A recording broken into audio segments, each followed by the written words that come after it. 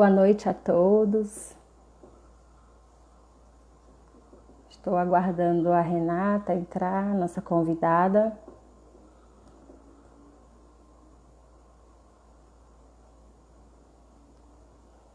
Nós vamos iniciar a live daqui a alguns minutinhos sobre a psicologia das emergências e dos desastres. Nós do CRP 21 estamos com a nossa comissão iniciando nossos trabalhos, né? E em nome do CRP, em nome da nossa comissão, desejamos uma boa noite a todos.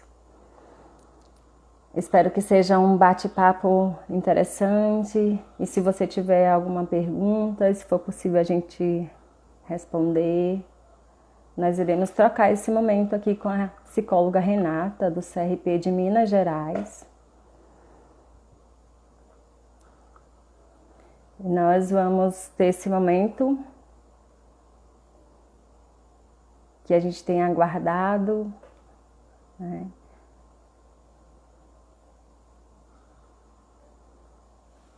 Boa noite quem está entrando. Mayra, Giza.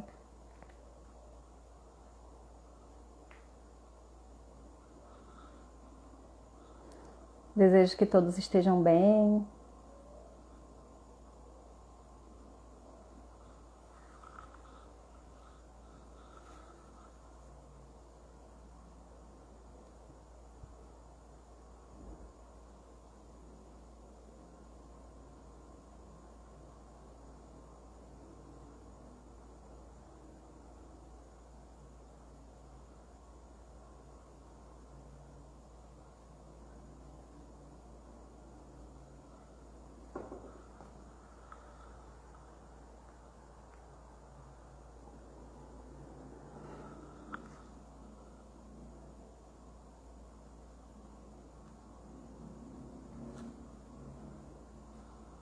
Todo mundo está me ouvindo bem? Sinaliza aí para eu saber.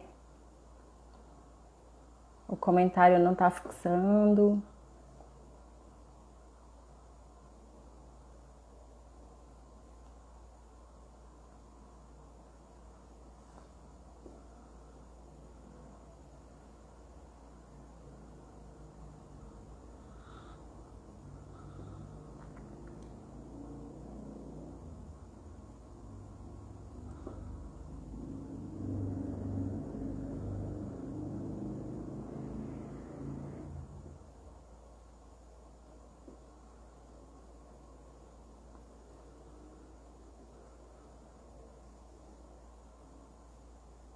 Ainda há pouco eu consegui, agora não está dando certo.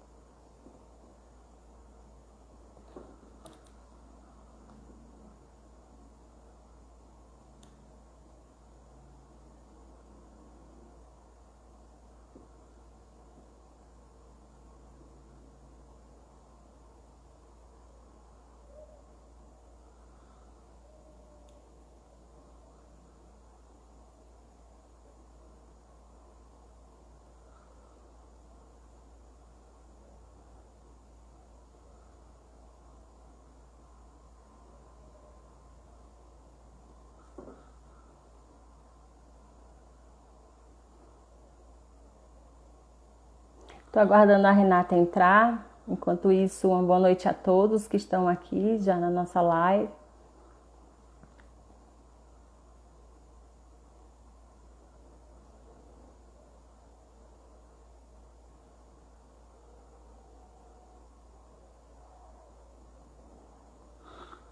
Como nós temos que nos adaptar também, é a primeira vez que eu estou gerenciando uma live. Mas vai dar certo, né?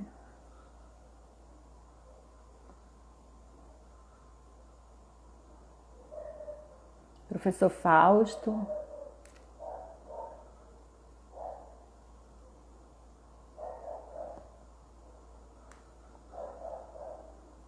Daniela. Daniela, tá tudo ok aí, Daniela? Tá me ouvindo bem? Dá um sinal aí pra gente.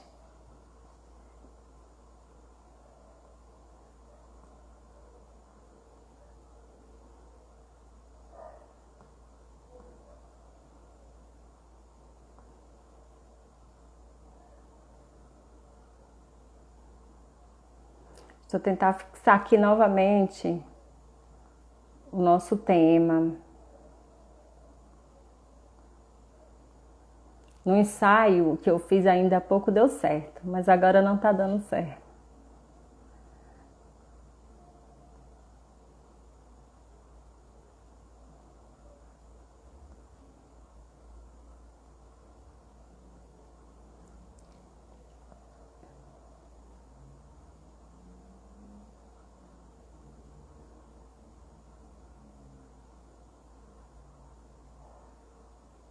Ah, agora ficou fixado.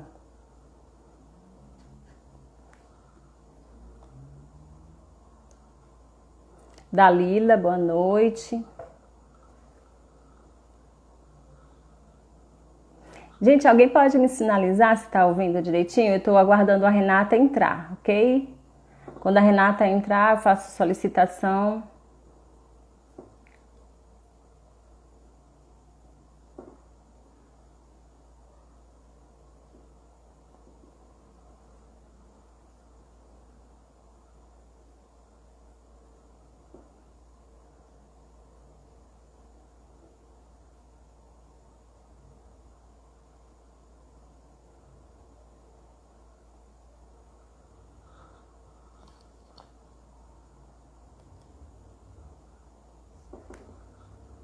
Nós iremos falar sobre a psicologia das emergências e do desastres. Para quem não sabe, aqui no CRP 21 nós estamos montando a nossa comissão e estamos... Obrigada, Dalila, por dizer que estão ouvindo bem, está ouvindo bem. Que bom que estão ouvindo bem. Nós estamos com esse trabalho, né, um trabalho que há um tempo a gente pensou e vem sonhando em organizar essa comissão, porque a gente entende que a psicologia ela precisa estar em todos os lugares, aonde tem ser humano. Estou aguardando aqui a nossa convidada, que muito prontamente vem contribuir com nossa comissão, com nossa região. A Renata já tem uma vasta experiência nessa área. Ela que é de Minas Gerais, um trabalho, uma carreira bem sólida nesse trabalho, à frente da comissão também na região dela. E nós estamos aguardando aqui a entrada, ansiosos. Ainda há pouco a gente fez um teste, deu certo, agora vai dar também.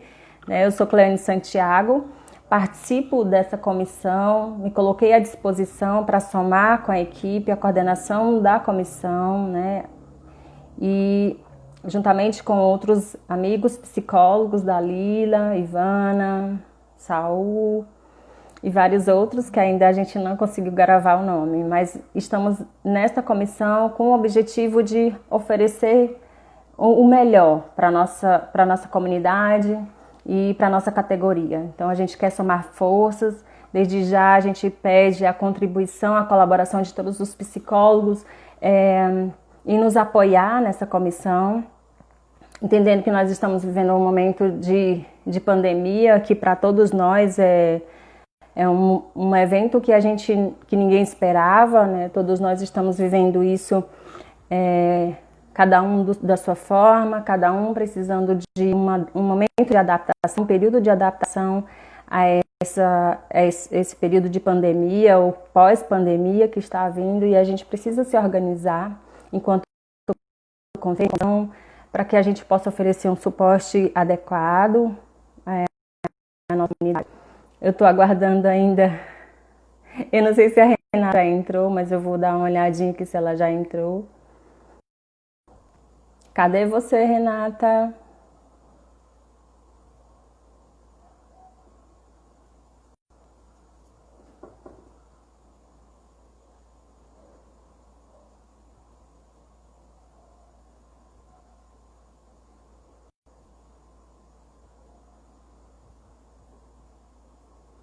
Deixa eu pesquisar aqui a Renata.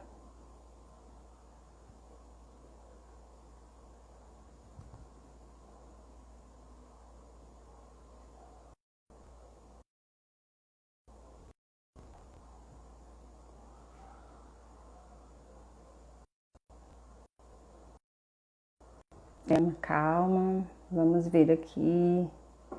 Meu celular não pode dar tilt agora.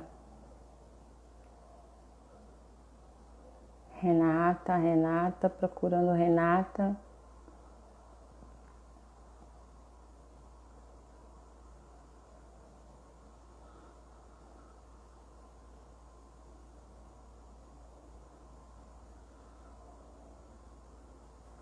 A gente combinou para 8 horas, ela deve estar entrando, só deve ser algum ajuste de horário.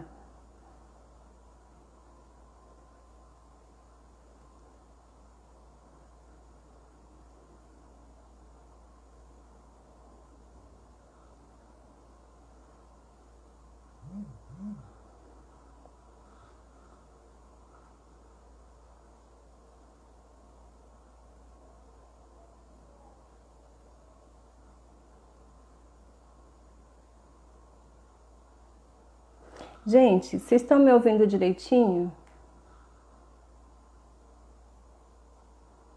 Quem já entrou, pode sinalizar, por gentileza, se a transmissão está saindo direitinho, se a gente precisa ajustar.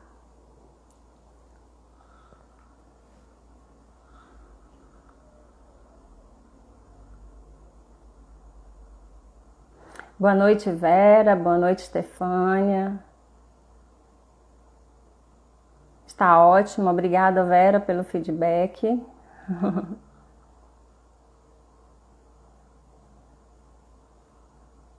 Transmissão tá ok, tá ótimo, Ivana. Ivana que é da comissão também. A Mayra.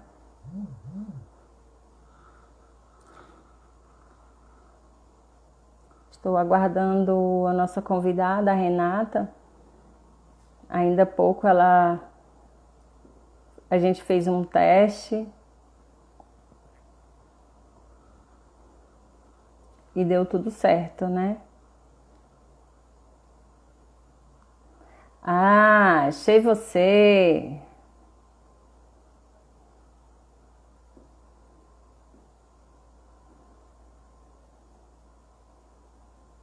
Chegou.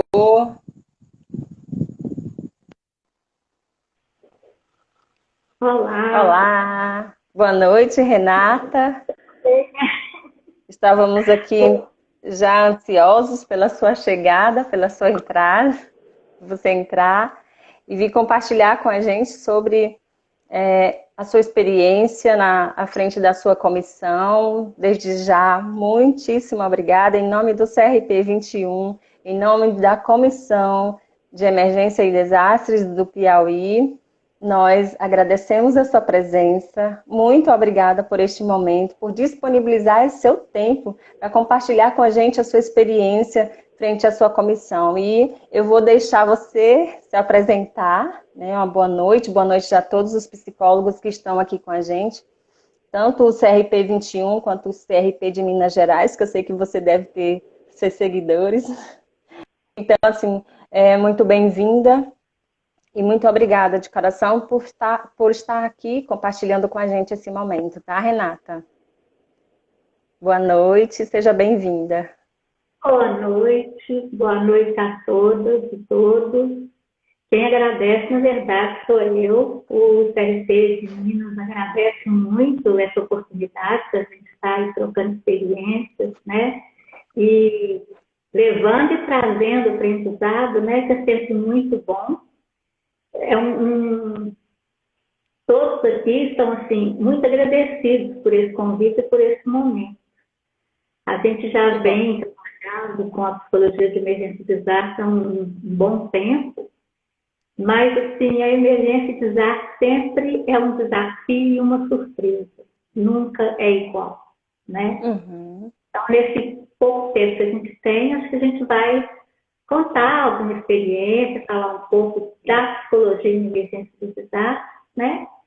E mais uma vez, muito pelo convite de vocês. Tá, Renata, eu só vou pedir, será que você consegue aproximar um pouco para o seu áudio ficar melhor? Não tá bom, não. Eu acredito que tá, mas Porque isso, pronto. Você se aproxima um pouco, eu acho que isso, um pouco mais, mas cuidado para não cortar o seu rosto. Isso, tá ótimo. Tá ótimo então. eu tô vendo que tem um povo entrando. Tem, já tem alguns E, entrando. E então, aí você pode dar início se apresentando, Renata. Quanto tempo faz que você está à frente da comissão? Falando um pouco da sua experiência, da sua formação, né? Desse desafio que é estar à frente dessa comissão, né? na verdade, assim, no 13º plenário eu fui conselheira e nós começamos com, ainda era um GT da Psicologia e Emergência de Desastre. E na época, aqui em Minas, foi uma época de muita chuva, de muitos problemas de enchente, fundamentos, deslizamentos de terra, e muitas mortes, e muitas perdas materiais. Então, nós iniciamos um trabalho muito grande junto à categoria, fazendo várias oficinas de formação, de informação, trabalhamos em parceria com a Secretaria de Saúde de Minas Gerais, na Força Estadual de Saúde, e fomos, assim, construindo junto, né, com a psicologia brasileira, um pouco do que é a atuação do psicólogo em situação de emergência de desastre, como que isso poderia ser. E hoje a gente vê que houve um amadurecimento muito grande nesse percurso da psicologia em emergência de desastre no Brasil. Por um lado, devido a um aumento grande, né, de desastres, crises, catástrofes que a gente vem visualizando nesses últimos 12, 13 anos. E o que não é tão bom, mas é o esperado, né? O Brasil é um país que, historicamente, ele não tem grandes terremotos, ele não tem vulcões de erupção, ele não tem tsunami. E, com isso, a população criou aquela convicção de que Deus é brasileiro e que tudo vai dar certo. Sim, Deus é brasileiro. E a gente sabe que, assim, essa situação é uma situação muito perigosa, inclusive, porque já se sabe, em países que são muito atingidos, por exemplo, por terremotos, que a psicoeducação, que o treinamento, que saber lidar com aqueles desastres é uma forma de mitigar o desastre. É uma forma que a gente tem de conscientizar a população e de fazer com que, na hora daquele evento, as pessoas consigam ter atitudes mais otimizadas, mais resolutivas, o que vai reduzir o dano bastante. Né? Agora, a gente vem aprendendo muito. A gente vem aprendendo muito com a experiência dos outros países, a gente vem aprendendo muito porque nós mesmos estamos tendo um somatório muito grande de desastres, né? Aqui em Minas, a gente teve 2 grandes desastres fora da normalidade dos desastres que a gente tem aqui, que foi o rompimento das barragens do Fundão e do Córrego do Feijão, cada uma com suas peculiaridades, mas que trouxe também um desastre. E agora a gente está vivendo essa situação de crise mundial, que é a pandemia do Covid, que muda de novo tudo, né? A gente está num momento assim, muito inusitado e sem saber, com muita certeza, hoje o que a gente sabe é que não existe uma informação ainda precisa que possa nos trazer assim, olha, realmente tem uma vacina que vai resolver, ou esse tipo de medicamento vai resolver. Então, nós estamos nesse estado aí de dúvidas completas. e de mudanças radicais da nossa rotina. Isso também entra dentro da emergência do desastre, a crise, né? A crise que nós estamos vivendo, essa crise pandêmica. E porque é uma crise que a gente ninguém, assim, até conversando com os mais idosos, ninguém nunca ouviu falar e nem imaginava a gente sofrer isso, apesar de já ter tido, né, algo parecido. Mas, assim, como é novidade mesmo, como a gente tem que se adaptar e se ajustar, né, nesse período, é um processo de adaptação de toda a sociedade, de todas as pessoas. Então, o mundo inteiro passa por isso. É uma revolução, porque nós precisamos encontrar formas adequadas de enfrentar essa situação que não é fácil, né? Atingiu a humanidade em todas as suas esferas. Então, nós temos aí situações difíceis para a gente enfrentar, e tem o pós-pandemia também, a gente está no momento da crise, nesse momento de pandemia na crise, e aí nós precisamos, algumas pessoas conseguem se adaptar adequadamente, outras precisam de mais apoio, e aí cabe a gente estudar esse cenário, e aonde estão solicitando e precisando mais de ajuda, né? E como a psicologia pode contribuir, Renata, para a gente, como foi para você, quando você já enfrentou, eu sei que você tem experiências nessa área em Minas Gerais, sobretudo, como o profissional da psicologia pode contribuir? Qual o nosso papel dentro desse contexto, na psicologia dos desastres, das emergências, dos desastres? Hoje, a gente vê que existe um reconhecimento muito grande da nossa profissão dentro do contexto de emergência e desastre. E isso, para nós, eu acho que é um reconhecimento, é respeitar, né, o nosso trabalho e entender que realmente a nossa contribuição ela é muito grande e ela traz muito concreto e muito positivo. Então, o psicólogo ele pode agir em várias circunstâncias. Quando a gente vai ver um desastre, a gente tem situações de antes do desastre, que a gente pode trabalhar aí com as comunidades, trabalhar com a prevenção. Aquilo que eu estava falando. É muito importante que a comunidade que já tem uma habitualidade a passar por um fenômeno, por exemplo, aqui nós temos muita chuva, né? Muita enchente. Então, essas comunidades, quando elas são treinadas, quando elas sabem onde ter uma rota de fuga, quando elas sabem como que você vai organizar a comunicação, que tem uma liderança, que tem uma organização da própria comunidade, quando a chuva chega, quando a enchente chega, o risco de perda de humana, de morte, até de vida, é muito pequeno.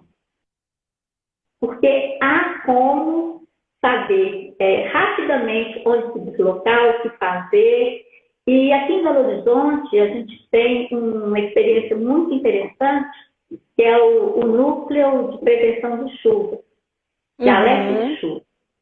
E as comunidades, que geralmente elas já sofrem com isso, né, na época da chuva, elas já se organizam, elas já sabem o que fazer, elas têm uma liderança, e essa liderança recebe a comunicação da Defesa Civil e ela já passa para as outras comunidades, para as outras casas, que já vão se organizando e já vão para o ponto seguro, que é um ponto mais alto. Porque nós temos aqui em Belo Horizonte a chuva de enxurrada. É uma chuva que vem, vai carregando tudo, mas ela vai embora. Não fica, né, imerso muito tempo. Então, aqui tem esse trabalho que é realmente assim, muito interessante. Que trabalha com a comunidade, com a conscientização da comunidade, que já vai tendo a foto do o que fazer, o que não fazer, e consegue, então, ter um bom resultado. Mas esse ano, como eu falei, o desastre sempre é o desastre, ele é sempre inusitado. Esse ano nós tivemos aqui, não só em Belo Horizonte, mas nessa região da Grande BH, nós tivemos muita chuva. Muita. E as comunidades, elas foram atingidas como nunca antes tinham sido. Então, teve muita morte, teve muitas casas que desabou, teve muitas pessoas que tiveram que abandonar as casas porque estavam em área de risco. E Belo Horizonte é um município que ele está muito completamente cheio de rios, de pequenos rios, e todos, né, estão canalizados. Então, parece que esse ano foi a revolta dos nossos rios canalizados, porque eles abriram as ruas, as avenidas, não teve periferia, não teve área nobre, nós fomos muito castigados com a chuva. Castigados. Uhum. E as comunidades, elas tiveram um momento de inundação, um momento de enchente, com mortes, e passado 2 semanas, às vezes menos, outra situação igual. Dessa forma que a gente nunca tinha vivido. E a gente nem conseguiu sair dessa questão da chuva, a gente já chegou na pandemia. Na pandemia. Veja o período de muito sofrimento, né? Saindo de uma situação difícil para outra situação difícil, que é a pandemia. Então, o nível de sofrimento é importante, né? Significativo para essa população, essa comunidade, né? E aí, até como a gente estava conversando, né? E é interessante a gente estudar bem esse tema, a psicologia das emergências e desastres é um conceito novo, é um tema novo que a gente precisa explorar, né? Se a gente for olhar em questão de literatura, o que traz de literatura, tudo muito novo. Aqui no Brasil também. E aí, cada região vai ter a sua emergência específica, né? Como a gente estava conversando aqui, para a gente no Nordeste, nós somos castigados pela seca, né? Então, assim, sempre vem esse período, a gente não sabe se vai ser menos, se vai ser mais, como lá em Minas Gerais, as chuvas, sabe que existe a chuva, não sabe se vai ser menos, se vai dar para suportar, como é que a gente vai agir. Então, é sempre uma questão que vem, que é emergência, né? E que muitas vezes pode ser desastrosa, se for acima do esperado, né? Então, assim, como nós precisamos nos debruçar até para saber o que é emergência, o que é desastre, né? Você poderia falar um pouco para a gente sobre um pouco disso? Quando que é uma situação de emergência? Quando que a gente vive uma situação de desastre? Vou pegar a seca, que é um tema assim, muito importante. Como a gente estava falando, as emergências, elas acontecem quando tem um caso sinistro que traz perdas muito grandes, né? E assim, são bem devastadoras. E normalmente, elas acontecem a partir de um desastre. Os desastres são de várias formas que eles podem acontecer. Eles podem ser, eu vou até fazer um parênteses, eles podem ser de causas naturais, que a gente está vendo aí a chuva, né?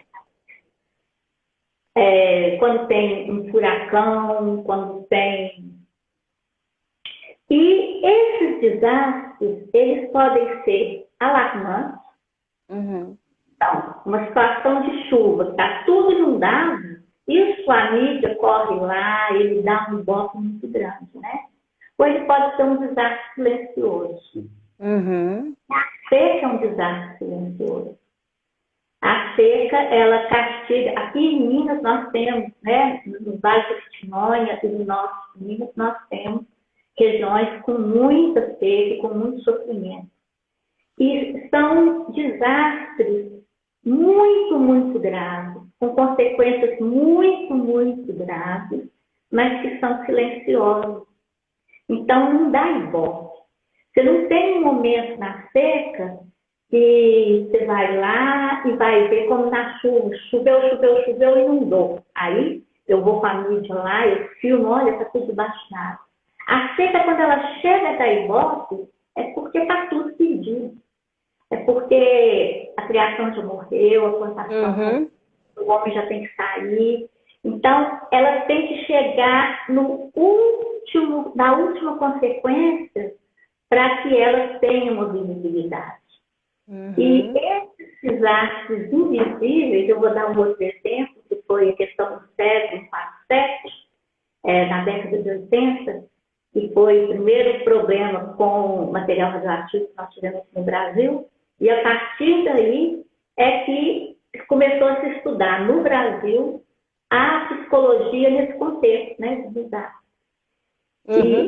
Então, esses movimentos são invisíveis, são muito perigosos. Porque se eu não estou vendo, eu não vou dar tanto crédito, eu não vou dar tanta importância. E eles são muito sérios. Vocês aí sabem, como nós aqui em algumas regiões sabemos também, como o fenômeno da seca é devastador. E como a gente está falando, Renata, quando você fala, me faz lembrar de como isso é a longo prazo, né? Então, assim, quando você citou esse caso do césio, né? Você observa que nos estudos, na literatura, a gente vê que 5 anos depois é que as pessoas foram receber suporte psicológico. Será por quê que 5 anos depois eles foram receber esse suporte? Né? Depois de 5 anos, né, então você vê que é a longo prazo. A seca também, né, vai impactar. A pandemia agora, a gente está vendo aí, estudando após pandemia, quanto de impacto, de prejuízo. Como não só eu falo do Brasil, mas quantos enlutados nós temos no Brasil nesse momento, né? E quantas situações difíceis foram vivenciadas por familiares com relação a essas perdas, como aconteceu, os traumas que podem, né, vir como consequência futura, né, e que a gente pode não ver agora, mas depois, né, depois de um tempo, a gente pode ver aí o adoecimento, né, sendo influenciado por essas questões, né? Já está notório que essa pandemia, ela trouxe o problema do vírus e o problema da saúde mental, que foi, assim, muito falado, né? O nível de estresse da população está muito alto. O isolamento social, ele impõe algumas questões que as pessoas não estavam acostumadas, principalmente esse convívio muito perto da família. Subiu mais de 50% o índice de violência contra a mulher, de violência familiar, né? E realmente, assim, a questão do luto é uma questão que a gente tem que levar em consideração. Porque com o isolamento e com o perigo da transmissão do coronavírus, pela própria característica dele, pela capacidade que ele tem de mutação muito rápida, as pessoas elas entram para o hospital e elas não podem ter acompanhamento. Alguns hospitais fazem esse acompanhamento virtual, né? Por videochamada, como nós estamos. Mas, assim, é uma minoria hoje. E se chega a óbito, e muitos estão chegando a óbito, a gente está tendo estão a cada dia, aqueles rituais que a gente está acostumado a fazer, né? De estar velando, de estar dando aquele apoio espiritual, aquela reunião de amigos, isso não pode acontecer. Então, a gente, além de estar vivenciando esse momento, a gente ainda não pode fazer aquela despedida, aquela homenagem em respeito àquele ente querido que se foi. E isso impacta muito diretamente no luto, né? Na dificuldade de elaborar esse luto. De elaborar. É. E apesar da gente saber que existem grupos vulneráveis, a gente está vendo aí que as mortes elas vêm acontecendo em várias e várias faixas etárias, tem a vulnerabilidade maior de quem tem comorbidade e de quem tem uma idade mais avançada, mas isso aí não é mais assim, uma certeza. A gente tem alguns cuidados, né? Lógico, mas a gente sabe que muitas crianças, muitas pessoas jovens, muitas pessoas com muita saúde, elas estão vindo a óbito em função dessa doença, né? E isso acho que aumenta ainda mais o nível de estresse, a ansiedade, a dificuldade das pessoas de conviverem com esse vírus que cada dia a gente tem uma notícia diferente a respeito, né? Então, realmente, a saúde mental, ela tá muito mexida nesse momento. E a gente vai também com profissionais de saúde, para aqueles que trabalham ali na base, para aqueles que atuam diretamente com o Covid, né? Com as pessoas e essas pessoas que são transmissoras desse Covid. E esses profissionais, eles realmente têm precisado e têm recebido um apoio. O que a gente vê de E principalmente a psicologia, a gente está inserido, né, dentro desse contexto, e nós também estamos vivendo esse período de crise, né, digamos assim. Então a gente tem que atuar dentro da crise. E aí a gente estava conversando também com relação à nossa atuação dentro desse cenário, né?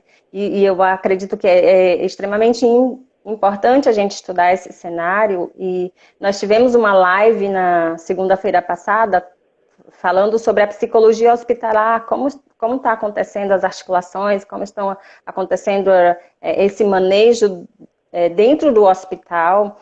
E a psicologia hospitalar tem que se reinventar. Então, toda a psicologia, mesmo a clínica, no consultório, em receber pessoas que estão com mais dificuldades para enfrentar isso, todos nós estamos precisando nos reinventar e encontrar o nosso lugar dentro desse trabalho e ainda nos cuidar, né? O autocuidado.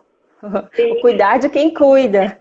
Então, assim, manejar dentro da crise e ter esse autocuidado. Então, acredito também que essa comissão, a psicologia das emergências, também vem em suporte a esse profissional que está atuando nesse cenário, né? Então, assim, acredito muito que uma das nossas funções também é dar suporte para quem está cuidando, não só para o psicólogo, mas também para as outras categorias, para a SAMU, para bombeiros, para os profissionais médicos, enfermeiros. Acredito que promover ações de cuidado para estas categorias que estão mais diretamente na linha de frente também pode ser um papel nosso dentro dessa comissão, né? Que você me diz. Com certeza.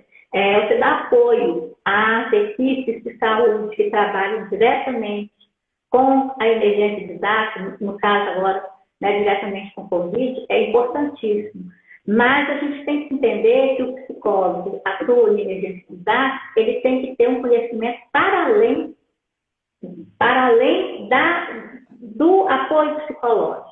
Por quê? Porque ele tem que ser capaz de se contextualizar no que está acontecendo. Eles têm que entender, o pessoal está mandando recado aqui falando que não está conseguindo acessar. Ah, é? De 4 pessoas falando que não está conseguindo, mas vamos lá. Então, de que adianta, se eu estou num contexto de pandemia, de que adianta eu saber dar um apoio psicológico, eu saber atuar junto às equipes, se eu não sei quais os requisitos mínimos para garantir a minha segurança. Então, eu tenho que saber sobre EPI, né? Eu tenho que saber sobre a doença em si, quais são as formas de transmissão, onde que eu posso estar chegando mais perto ou não, o uso da máscara, por que esse uso da máscara é tão necessário, o que ele vem acrescentar para mim enquanto eu continuar tendo saúde. No caso de eu entrar em contato com uma pessoa que no teste deu positivo, o que eu devo fazer? Como que eu devo estar direcionando as pessoas para buscar auxílio médico ou não? Então, para além desse meu conhecimento psicológico, eu tenho que entender o que está acontecendo naquele momento e quais caminhos eu posso seguir diante de determinadas situações que são muito diversas. No hospital, ainda é mais fácil você estar controlando. O hospital tem todo um controle, né? Um controle de contra-infecção, ele já tem essa questão. Mas pensa no consultório, que hoje nós estamos começando a enxergar que nós somos muito negligentes com o consultório. Porque chega uma pessoa, você atende, de repente sai, chega outra, você não sabe se aquela pessoa ela tem algum problema de saúde, ela não sabe. E a gente eu nunca pensei nisso. Nunca paramos para pensar. Pensei, por quê? Porque eu sempre gostei de ter meus móveis de couro, que é mais fácil de limpar. Eu sempre tive uns cuidados, mas eu fico pensando assim, quando você trabalha com criança, com lápis, eu nunca, na minha vida, eu pensei em pegar um lápis e desinfetar. Não. E hoje a gente está começando a ficar atento a muitas questões que eram indifíceis para a gente, né? Você tem que, na graduação, a gente não tem essa matéria de biossegurança. E de nós biossegurança. Da saúde. Sim. Né? Eu vim a trabalhar com biossegurança, porque eu trabalhei muito tempo com DST e AIDS. Então, eu tinha que saber de biossegurança para poder estar repassando para os médicos e enfermeiros que a gente treinava, e a gente tinha que ter esse conhecimento, mas psicólogos que têm esse conhecimento, exceção. Isso não passava pela nossa produção, pelo nosso fazer, e a gente teria que ter esse conhecimento e esse cuidado, né? Com o que fazer. O que fazer se a gente vai fazer o atendimento presencial. Que é uma outra questão que a gente tem que conversar nisso, né? É até a questão do perfil do profissional para trabalhar nessa área, né, de atuação. Não basta querer ajudar, né? Tem que, como alguém passou rápido o comentário, eu acho que é Lucicleia, deve ser da sua região, ela é da sua região, que trabalhou em Brumadinho. E ela estava falando que a gente tem que se reinventar, sair da caixinha, né? Eu vi o termo que ela usou. O psicólogo, para trabalhar nas emergências e desastres, precisa ter um perfil. E investir num conhecimento específico também, né? Tem que ter o investimento, tem que ter a técnica. Não é tão simples, como toda área que você vai investir, você precisa ter dedicação, né? E, sobretudo, se perceber, eu consigo, eu dou conta, né? Então, se conhecer, o autoconhecimento também é interessante, né? Com relação a esse perfil do profissional para trabalhar nessa área. Eu lembro que eu tenho uns amigos que eles falam assim, como assim você gosta desse tema de luto, de morte? Então, nós precisamos nos encontrar no nosso trabalho, com aquilo que a gente se identifica, que faz sentido para a gente também. Então, outra forma da gente atuar nessa área e de exercer melhor o nosso papel é buscando conhecimento, né? Sobretudo sobre os primeiros socorros psicológicos que a gente citou, né? Você tinha citado que ia falar um pouco para a gente sobre os primeiros socorros psicológicos. O tempo passa muito rápido. Eu acho que tá só me E aí você disse, falando sobre isso, mas a técnica, o investimento na área de atuação, cursos de formação, a gente sabe que não tem. Aqui no Brasil mesmo, a gente tem poucos grupos para capacitar, né? Então, não é tão fácil assim para ter um treinamento, cursos. E a gente tem também uma bibliografia que não é assim tão ampla como a gente gostaria que fosse, Sim. apesar de já ter melhorado muito, né? Melhorado muito. Mas e a gente tem que buscar sempre e tá mesmo criando sempre. Quando a gente fala que a emergência e desastre, ela sempre traz o inusitado, é porque é fácil. Quem trabalhou em Brumadinho sabe disso, né? Brumadinho, até hoje, tem 11 pessoas que não foram encontradas corpos. Sim. Né? Então, assim, as famílias, elas ainda estão ali no primeiro momento do pós-desastre, ela ainda não deu conta de sair daqui.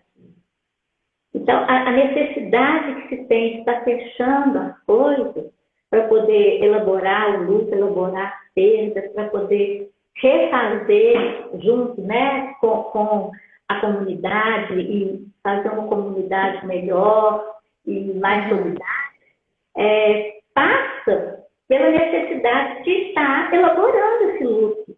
Não o luto apenas dos entes queridos que foram, e aqui no caso do Madrinho foram muitos,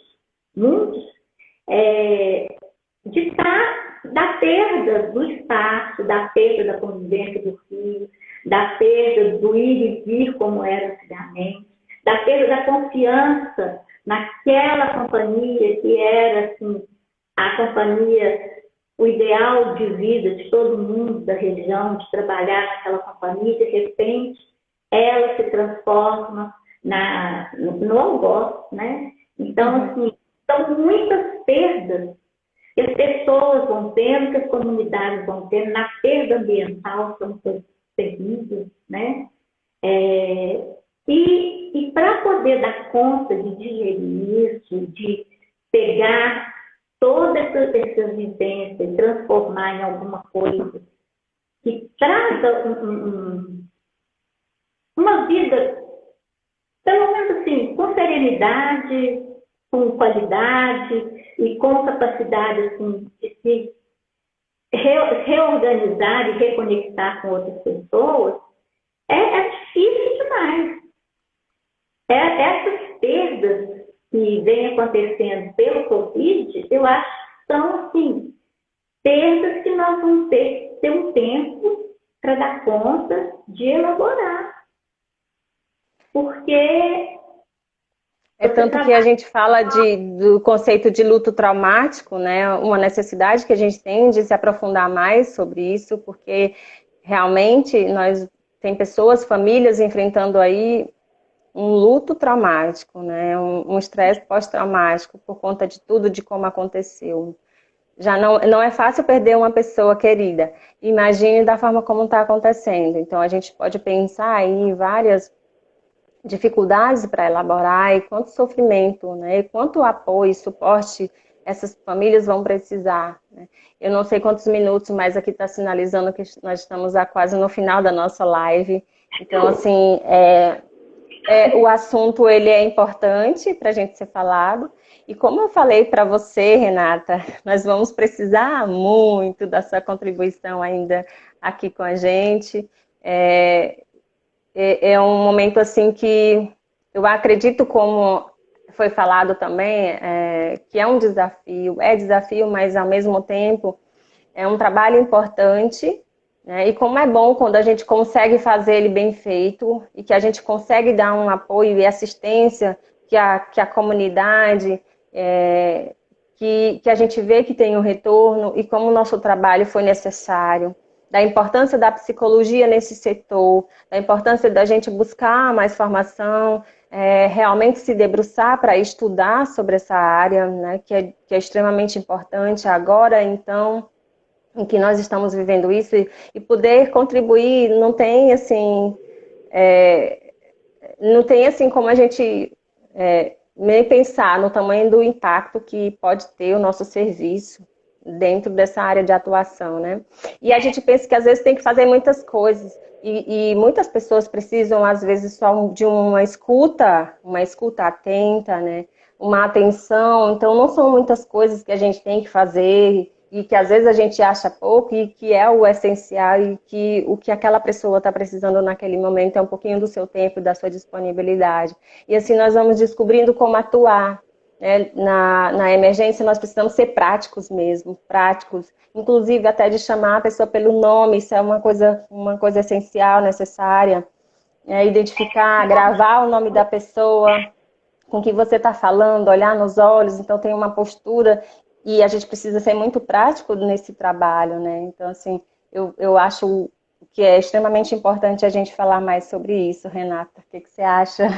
Eu acho que sim, acho que são muitas as situações, né, de desastre que a gente está vivendo e a pandemia veio, mas as outras coisas continuam, né?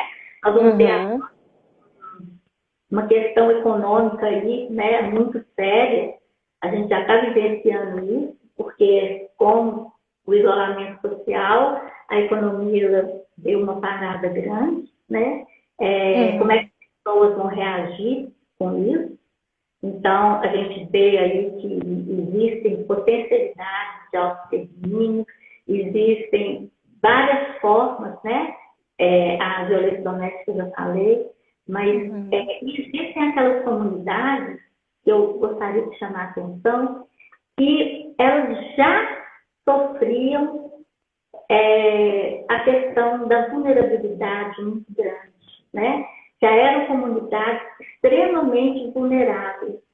E com a pandemia, isso vai assim, agravando ainda mais.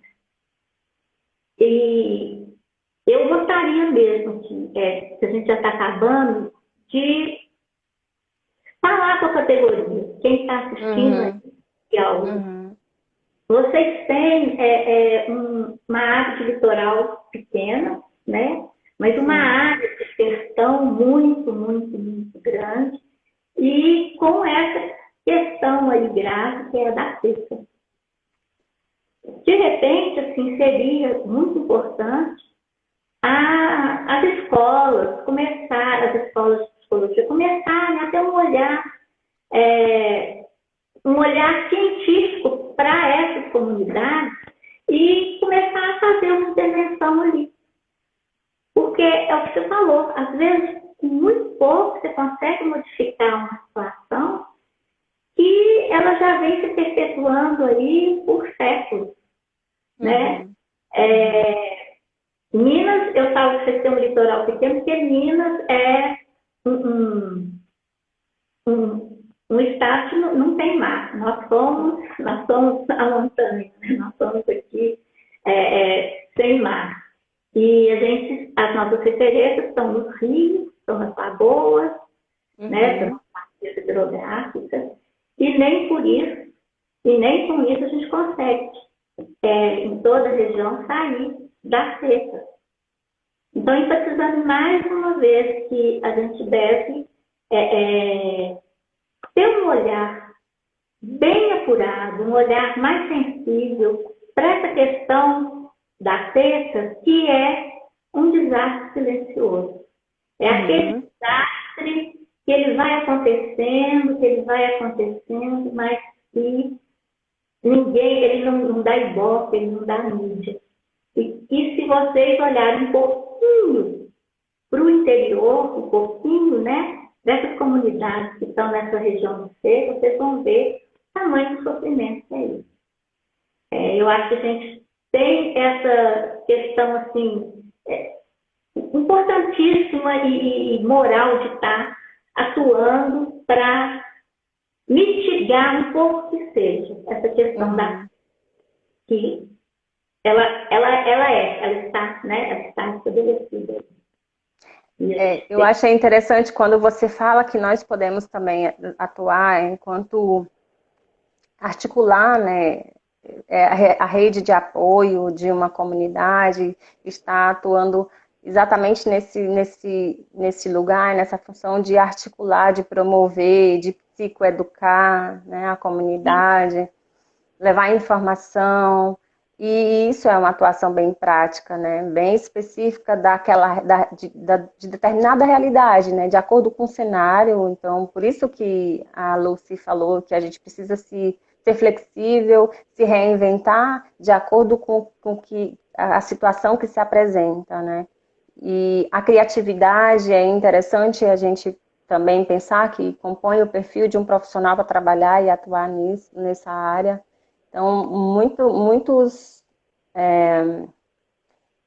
muitos temas ainda a gente pode estudar, investir para a gente se preparar e, quem sabe, capacitar, quem sabe você possa vir trazer para a gente um momento de conversa, de capacitação para a gente também, com relação a esses temas, de a gente até, para a gente se aprimorar mais e conhecer mais essa área, investir mais.